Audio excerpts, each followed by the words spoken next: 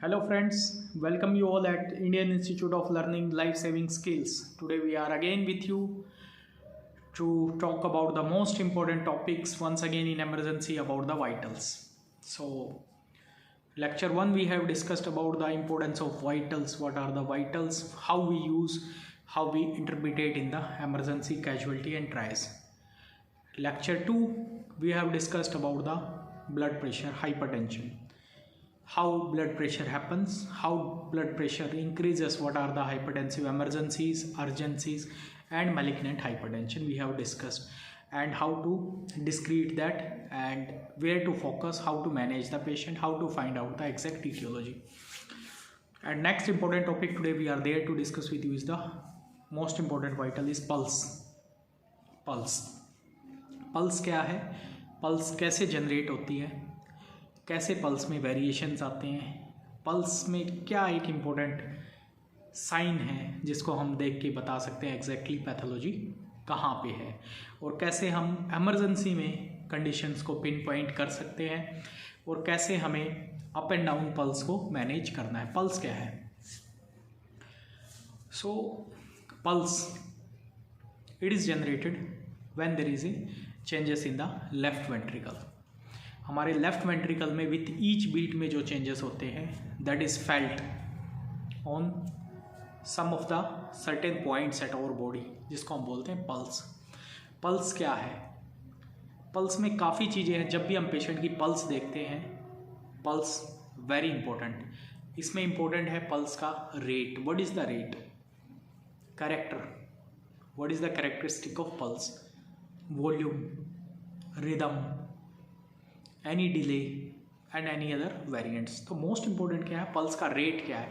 Rate से हमें पता चलता है रेट नॉर्मल है यानी 60 to 80 या 60 to 100 इन बिटवीन है. रेट ज़्यादा है, अबव 100 है, that we called as tachycardia, और ब्रॉडली बोलिए टैकी अरिथमियास. ओके, पल्स 50 से नीचे है, 60 लेस देन 60 है तो हम बोलते हैं, जिसको हम फिजियोलॉजी यूजुअली हम बोलते हैं लेस देन 60 इज ब्रेडिकार्डिया और bradyarrhythmias. If lesser than that if it is irregular, और लेस देन 50 हम पैथोलॉजिकल इंपॉर्टेंस समझते हैं. 50 to 60 we think of physiological variations. So same thing when pulse increases. Rate की अगर हम बात करें तो up to 150 there might be some non cardiological causes, non cardiovascular cause, but if it is going above 150 is definitely a cardiovascular cause. There is some cardiac issue. We need to find out that. Rate. What is the character? What is the character of pulse? It is weak, it is thready, it is bounding, water hammer pulse. What kind of pulse it is there? तो character से हमें पता चलता है week है, थ्रेडी है, regular है, week है, थ्रेडी है, हमें पता चलता है, या फिर बाउंडिंग है, हाइपर डायनेमिक स्टेट में पेशेंट है. जैसे कोई पेशेंट है, जैसे थायराइड डिसऑर्डर का है, थायरोटॉक्सिकोसिस का पेशेंट है, तो हमारे पास उसकी पल्स हमें काफ़ी कैरेक्टर भी ज़्यादा मिलेगा, रेट भी ज़्यादा रहेगा, कैरेक्टर भी हमें बाउंडिंग पल्स मिलेगी. Third one, rhythm. Rhythm most important है. रिदम रेगुलर है, इरेगुलर है, regular, irregular, regularly irregular, irregularly irregular. किस टाइप का रिदम है हमें पल्स देख के पता चलता है. उसके बाद और कोई कैरेक्टरिस्टिक, कोई डिले तो नहीं है. रेडियल डिले हो सकता है, रेडियो फेमोरल डिले हो सकता है, ये सभी हमें पल्स से ही पता चलता है. एक पल्स से हमें काफ़ी चीज़ें पेशेंट की पता चलती हैं. नेक्स्ट मोस्ट इंपॉर्टेंट इस पल्स की अगर हम बात करें, हमने बात की रेट की, कैरेक्टर की, रिदम की, वॉल्यूम कैसी है पल्स की, लो वॉल्यूम है, हाई वॉल्यूम है, कोई डिले तो नहीं है, रेडियल डिले है या रेडियो फेमोरल डिले है, ये भी हम पता कर सकते हैं पल्स में. पल्स में मोस्ट इंपॉर्टेंट नेक्स्ट स्टेप्स क्या होते हैं, हम ब्रॉडली क्लासीफाई करें तो पल्स रेट का नॉर्मल है, 60 to 80 है या 60 to 100 है. सपोज करिए रेट ज़्यादा है, पल्स हाई है, पेशेंट की पल्स फील नहीं हो रही, दैट इज़ मोस्ट इंपॉर्टेंट. अगर पेशेंट की पल्स फील नहीं हो रही और पेशेंट वॉक इन पेशेंट है अगर आपके पास, तो ये एट्रियल फिब्रिलेशन है.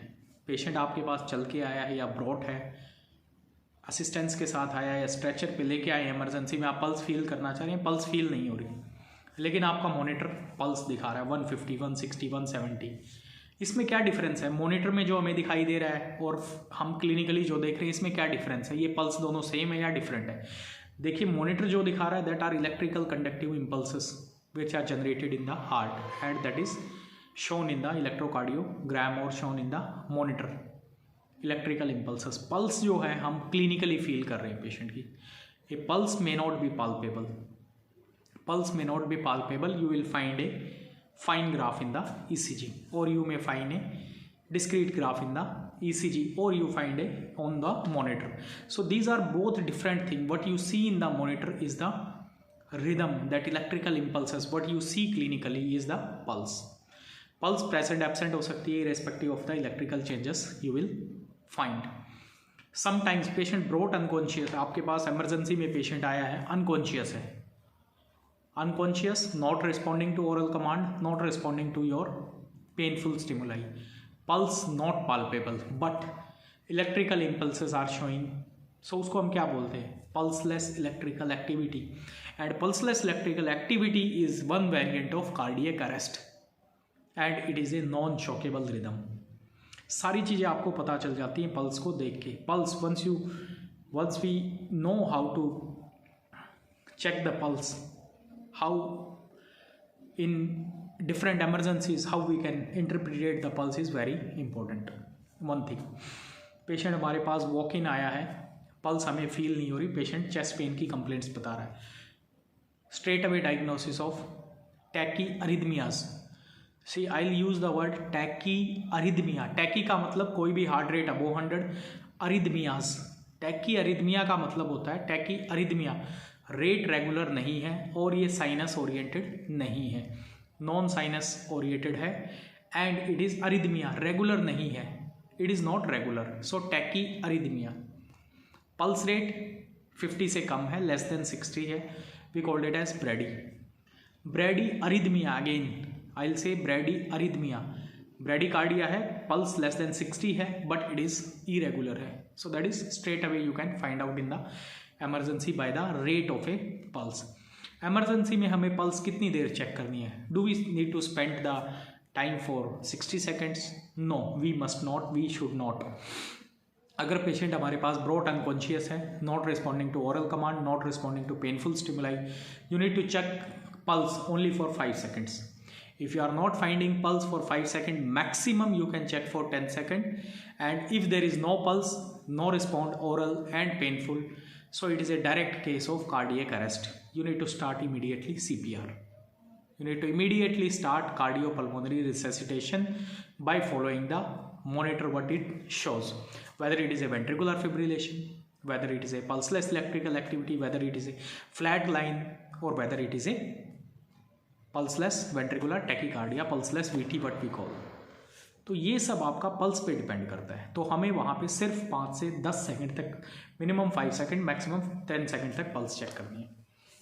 सपोज आपको पल्स इमरजेंसी में आपने चेक की, पेशेंट की पल्स कम आ रही है, you have very short time, so don't waste your time, check for 15 seconds, multiply by 4 if it is regular. If it is not regular, then you need to spend at least for 1 minute, but don't waste your time checking the pulse for at least 1 minute if it is a life threatening conditions like cardiac arrest, because each second count in cardiac arrest. The moment you will delay the CPR, the moment you will delay the defibrillation, whatever the important emergency procedure, the more insult to the neurons of the brain. It is clear cut, no if and but, no second thought has to come to your mind. Next हम pulse की बात करें। Pulse से हमें कैसे पता चलता है?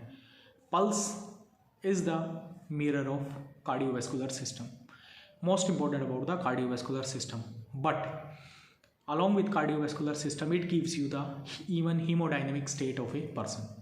पल्स फीबल है, पल्स फील नहीं हो रही, patient might be in shock, dehydration, patient might be in shock. Then we need to check the accessory signs, tongue, blood pressure, urine output, these kind of things we need to check of a patient. Patient हमारे पास trauma का है, patient running tachycardia, patient की heart rate ज़्यादा है, above 120 140 है, tachycardia है, regular है, heart rate regular है बट टैकीकार्डिया है, patient might be bleeding, patient को ब्लीड हो रहा है, इट माइट बी ब्लीडिंग आपको दिखाई भी दे सकती है, ब्लीडिंग आपको दिखाई भी नहीं दे सकती. Okay, it is a visible insult, it will be invisible insult. Visible insult का मतलब होता है कोई पेशेंट आपके पास इमरजेंसी में आया, ट्रोमा की हिस्ट्री है, स्ट्रेट हेड ऑन कोलिजन है, ट्रोमा है, पेशेंट का स्टीयरिंग चेस्ट में लग गया ड्राइव करते वक्त, एब्डोमिनल इंजरी है, रिब फ्रैक्चर है। So this we called as concealed haemorrhage. Concealed haemorrhage, patient आपके पास चल के आया आराम से, पेशेंट आपके पास अपने आप आया है, पेशेंट ने बताया ऐसे ऐसे एक्सीडेंट हो गया, ये दिक्कत है, आपने पेशेंट के वाइटल्स लिए, पेशेंट की हार्ट रेट 140 है। So don't think that patient is stable, patient is unstable. We need to correlate the patient. There might be inside concealed hemorrhage. There are two kind of hemorrhage. If we talk about trauma patient, how to correlate the pulse? Patient of a trauma comes to you, that is patient को आपको visible injuries मिल गई, clear cut, आपने पता लगा लिया यहाँ पे patient को इंसल्ट है, और we find out the etiology according to that and we treat accordingly. Suppose patient को एक सिंगल स्क्रैच भी नहीं है, एक पेशेंट आया आपको जिसकी फीमर फ्रैक्चर है, ओपन वूंड है, ब्लीड कर रहा है, पेशेंट को आप ओटी के अंदर ले जाते हैं, ऑपरेट करते हैं या स्टेबलाइज करते हैं पेशेंट को, बाद में ओटी करते हैं, पेशेंट आपका स्टेबल हो जाता है। एक पेशेंट जिसको सिंगल स्क्रैच भी नहीं है, सिंगल स्क्रैच नहीं है, रोड ट्रैफिक एक्सीडेंट की हिस्ट्री है, ट्रॉमा की हिस्ट्री, पेशेंट आपके पास कैजुअलिटी में आया, वॉक इन, और सडनली पेशेंट कोलैप्स हो जाता है after 3-4 hours. So this means we are not able to diagnose the patient exactly and we may lose the patient sometimes. So these kinds of incidents do happen in the tertiary care, quaternary care hospitals. That is because we are failed to diagnose on that point of the patient. We think the patient is stable. So these vitals, whole world of medicine revolves around the vitals. It starts on the vital, it ends on the vitals. The whole life of a medical practitioner, of an emergency person, start from these vitals and it revolves whole day to the vitals, and the life ends with the vitals. That's why we have dedicatedly given 4 lectures planned on these vitals. So today is the 3rd lecture. So pulse is most important. Pulse is most important. Pulse हमें check करनी immediately. Patient अगर हमारा road traffic accident की history के साथ आया है, no visible haemorrhage, nothing, patient को टैकीकार्डिया, पेशेंट का ब्लड प्रेशर नॉर्मल है, patient is in first stage of shock. First stage of shock में आपको सिर्फ टैकीकार्डिया रहता है, देन हाइपोटेंशन बाद में आता है, फर्स्ट टैकीकार्डिया आता है। If lose is minimal, no changes. Suppose आपने जितना ब्लड आप डोनेट करते हैं अराउंड 450 ml, इतना ब्लड लूज हो गया, no changes in the body. Second, अगर मोर देन 15% या more than 25%, then becomes the stage of tachycardia. Third one is hypotension. Next comes is hypotension. और जब hypotension sets in, very difficult to bring back the patient back. This you must remember. So that's why these vitals have very much importance, has been given in the casualty in the emergency.